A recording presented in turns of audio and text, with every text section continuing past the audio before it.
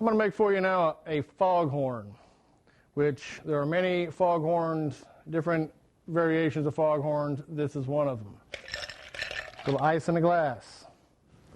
The jigger I'm using is a 1 ounce on the big side, 1/2 ounce on the other side. We'll be using a 1 ounce jigger. When I say 1 part, I will be using 1 ounce. I will be using 2 parts brandy. As you can see, the pours are a little bit, an ounce and a little bit. Sometimes you can do that if you don't want as much. You don't have to pour that much. We got 1 part of triple sec with the grandma pour. We're going to take the ingredients and we're going to shake them thoroughly.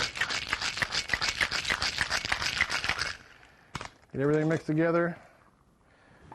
And here we have a chilled cocktail glass. A chilled cocktail glass is much more receptive to a cold cocktail than a warm one. And you'll notice that after about 20 minutes of drinking it, it will be a warm cocktail. I'm going to go ahead and pour cocktail into the glass. Top it off with a little nutmeg. Not too much. In the beginning of your evening, we have the foghorn.